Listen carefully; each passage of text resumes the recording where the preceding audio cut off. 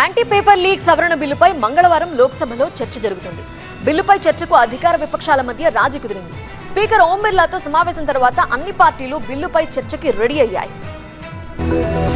Anti paper leak బిల్లుపై లోక్సభలో మంగళవారం చర్చ జరుగుతుంది. చర్చ తరువాత బిల్లుపై ఓటింగ్ ఉంటుంది. స్పీకర్ ఓం బిర్లాతో సమావేశం తర్వాత సభలో బిల్లుపై చర్చకు అధికార విపక్ష పార్టీల మధ్య రాజీ కుదిరింది. సోమవారం కూడా పార్లమెంటు ఉభయ సభల్లో విపక్షాల ఆందోళన కొనసాగింది. నీట్ పేపర్ లీక్ విద్యార్థులకు ప్రధాని మోదీ ఇచ్చిన హామీ మేరకు లోక్సభలో పబ్లిక్ పరీక్షల అక్రమాల నిరోధక సవరణ బిల్లు 2026ను ప్రవేశపెట్టింది కేంద్రం.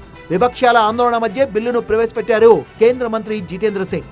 విద్యార్థులపై లాఠీ చార్జ్ ఘటనకు మోదీ, అమిత్ షా క్షమాపణలు చెప్పాలని విపక్ష ఎంపీలు సభలో నినాదాలు చేశారు.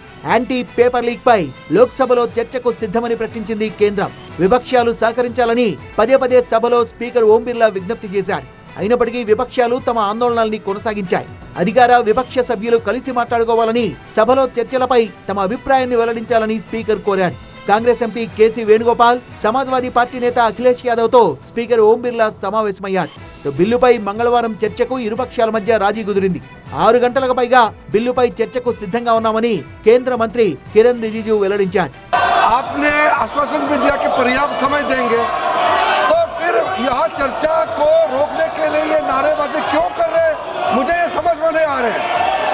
ये तो युवाओं का पूरा इस पर नजर है और इतना important bill, public examination prevention of unfair means जैसे बिल को चर्चा के लिए रोकना, ये बहुत गलत मैसेज भेज रहा है.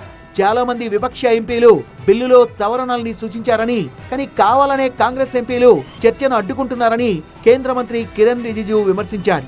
యాంటీ పేపర్ బిల్లును ఎలాగైనా పాస్ చేయాలన్న సంకల్పంతో ఉంది కేంద్రం. విపక్షాలు అడ్డుకున్నప్పటికీ బిల్లును ఆమోదించాలని నిర్ణయించారు. పేపర్ లీక్లకు పాల్పడే వాళ్లకు 10 ఏళ్ల జైలు శిక్షతో పాటు 10 కోట్ల రూపాయల జరిమానా విధించేలా పబ్లిక్ పరీక్షల అక్రమాల నిరోధక సవరణ బిల్లు 2026ను కేంద్రం రూపొందించింది.